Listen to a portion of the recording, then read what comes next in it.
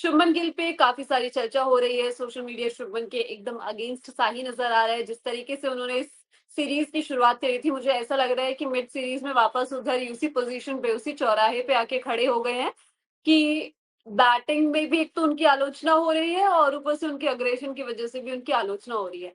पहले मैं अग्रेशन पे बात नहीं करूँगी, मैं बैटिंग पे बात करना चाहूँगी कि शुभमन गिल की बैटिंग हमने 2 मैचेस में देखा 600 से ज़्यादा रन बनाए हैं और उसके बाद अब इस मैच में इन टोटल 22 रन बनाए हैं उन्होंने, कुल एक इनिंग्स में 16, दूसरे में 6 इस तरीके से। तो गिल को बड़ा सुनाया जा रहा है कि गिल एक्सपोज़ हो गए, शुभमन गिल से रन नहीं बने अब जैसे ही थोड़ी-सी कंडीशन टफ हुई। आज तक इतिहास में शुभमन गिल से ज्यादा एक टेस्ट सीरीज में किसी भी इंडियन ने रन बनाए इंग्लैंड में? क्या एक्सपेक्ट करके चल रहे हो कि 15,000 रन की सीरीज दे देंगे शुभमन गिल? आज ये सीरीज जब खत्म होगी तो जो रूट से ज्यादा टेस्ट रन हो चुके होंगे शुभमन गिल के। क्या एक्सपेक्टेशन है ये नहीं समझ में आ रहा कि मतलब ठीक है आलोचना करो आप, ठीक है अच्छी बात है, आप को आज इस इनिंग की आप आलोचना कर सकते हो कि आज रन चाहिए थे उनको, उनके बल्ले से आने चाहिए थे। लेकिन फिर बात वही आ जाएगी नहीं, आप सिर्फ 21 रन से हारे हो, वो 21 रन कोई भी बना सकता था भाई। सिर्फ गिल ही क्यों, गिल के नाम 607 रन है, इतने ज्यादा। जो पिछला रिकॉर्ड था राहुल द्रविड़ का शायद 602 या 603 रन का था एक पूरी सीरीज में। अभी भी 4 इनिंग्स हैं उनके पास, इन 4 इनिंग्स में वो और स्कोर कर सकते हैं, तो ऑलरेडी वो एक रिकॉर्ड बना चुके हैं। और आपको क्या लग रहा है कि हर सीरीज में ठीक है, हर मैच में शुभमन गिल रन बना के दे दे, बुमराह विकेट लेके दे दे, और बाकी 9 लोग जो हनीमून पे गए हुए हैं उनको बढ़िया एक क्रूज की टिकट करा दो, फिर थेम्स में घूमते रहे अपना, इधर से उधर करें ही ना। ऐसे नहीं हो सकता ना कि एक ही दो ही बंदे मिलके आपको जिता, आपको छोटे छोटे योगदान देने होंगे तब मैच आप जीत पाओगे। ऐसे नहीं हो पाएगा कि दो बंदे मिलकर जिताते गए। सचिन तेंदुलकर के जो भी अर्ली 2090 के जो भी रिकॉर्ड्स हैं, उनमें टीम इंडिया के रिकॉर्ड्स आपने देखे? कभी जीती थी? नहीं जीती थी, क्योंकि वो अकेले ही जो कर रहे थे, सचिन ही कर रहे थे, सचिन ही कर रहे, सचिन ही कर रहे, उसमें पता नहीं कौन कौन आके खेल जा रहा। तो ऐसे नहीं हो पाएगा ना, आपको ये देखना होगा। और शुभमन गिल बहुत बढ़िया, बहुत अच्छी सीरीज जा रही है आगे, और इससे मजबूत होकर ही निकलेंगे वो इस सीरीज के बाद, और बेहतर बल्लेबाज बनकर निकलेंगे। और 40 प्लस का उनका टेस्ट का एवरेज भी हो गया और बेटर भी होगा, और धीरे धीरे और ग्रो करेंगे। तो शुभमन गिल की आलोचना करना मतलब प्रॉपर या तो बेवकूफ़ी है, या तो आपको समझ नहीं आ रही चीज़ें, और या तो आपका कोई छिपा हुआ एजेंडा है जिसको आप कुछ करने की कोशिश कर रहे हो कि वो फलाने नहीं है तो इसलिए ऐसा हो रहा है, धमाके नहीं है तो ऐसा हो रहा है।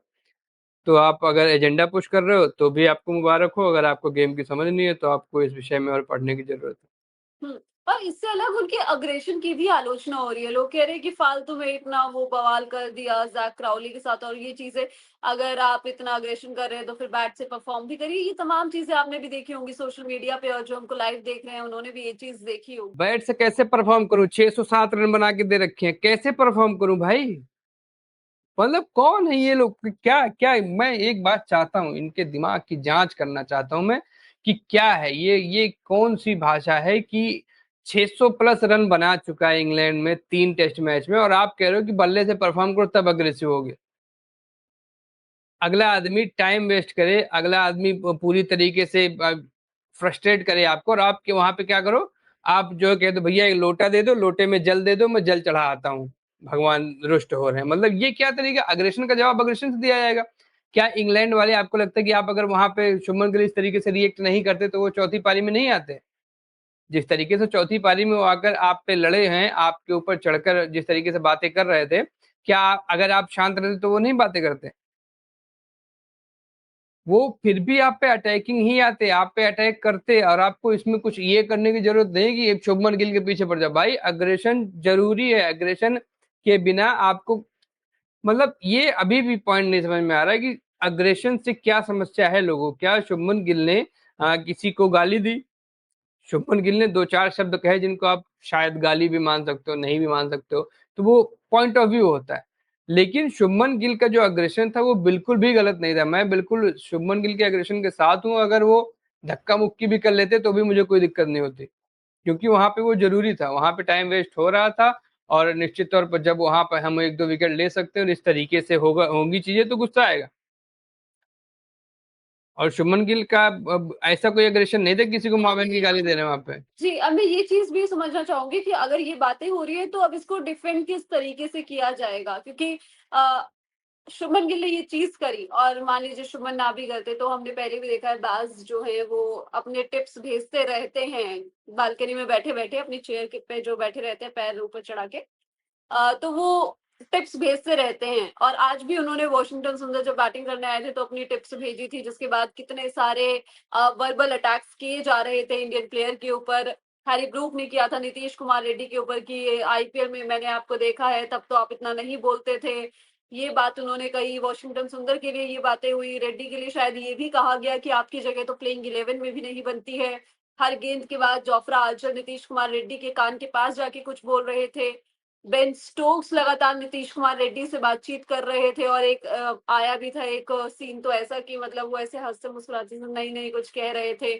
ठीक है, तमाम चीजें चल रही थी। कार्स जिस तरीके से जडेजा से भिड़े थे ऑफकोर्स उसमें किसी की कोई गलती नहीं थी। जिस तरीके से जडेजा और कार्स का हुआ था दोनों ही गेंद देख रहे थे, जडेजा भी देख रहे थे और कार्स भी देख रहे थे। लेकिन उसके बाद जिस तरीके से कार्स ने अटैक किया था जडेजा के ऊपर जब बीच में बेन स्टोक्स ने आके उनको रोका था, तो उन तमाम चीजों की जोफ्रा आर्चर के उस सेलिब्रेशन की जिस तरीके का सेंड ऑफ जोफ्रा आर्चर दे रहे थे ऋषभ पंत को एक चौका खाने के बाद, उन तमाम चीजों को फिर किस तरीके से देखा जाएगा? क्या उन लोगों ने बड़े आदर सत्कार के साथ आपको कहा कि अब चलिए पवेलियन जाइए हम आपको छोड़ के आते हैं?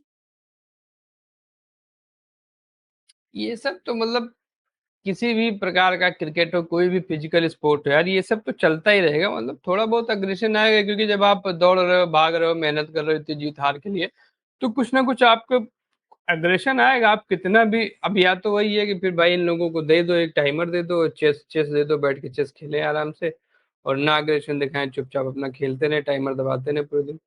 लेकिन मैं इस एग्रेशन के बिल्कुल साथ हूँ। और गिल की जो भी लोग आलोचना कर रहे हैं वो मतलब कुछ लोग होते हैं जिनको धारा से विपरीत चलने में मजा आता है, उनको लगता है कि ऐसा करके बहुत ही अच्छे लग रहे हैं, वो बहुत ही कूल लग रहे हैं। लेकिन ठीक है, इस कूलता को आप अपने पास रखिए, गर्मी ज्यादा है, जरूरत भी पड़ेगी। लेकिन ये आपकी इस बेवकूफ़ी को जो है बिल्कुल भी सपोर्ट नहीं मिल पाएगा। और बिल्कुल सही किया, सिराज ने भी सही किया और आपके शुभमन ने भी सही किया, पूरी टीम ने सही किया।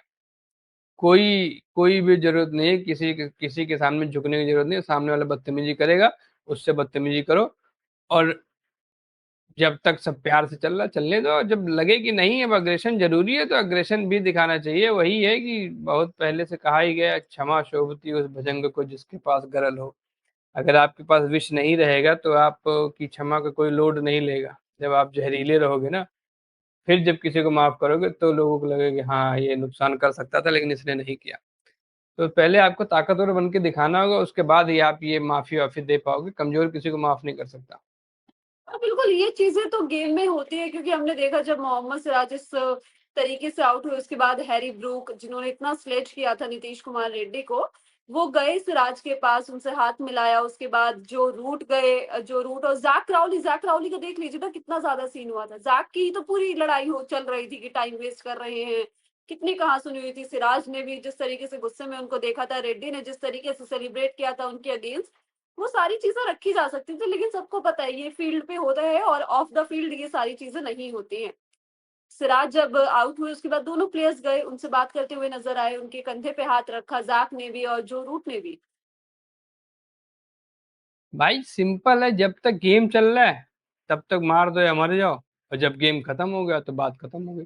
जब तक गेम चल तब तक आपको अग्रेशन दिखाना ही होगा, और जब गेम खत्म तो सब खत्म। लेकिन मैदान के अंदर तो भाई आपको चढ़ के रहना होगा, और आप नहीं चढ़ोगे सामने वाला चढ़ जाएगा आप पे, आप फिर पीछे हो जाओगे।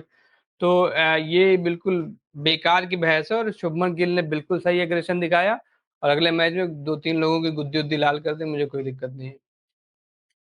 मैं तो फुल सपोर्ट भाई, फुल सपोर्ट।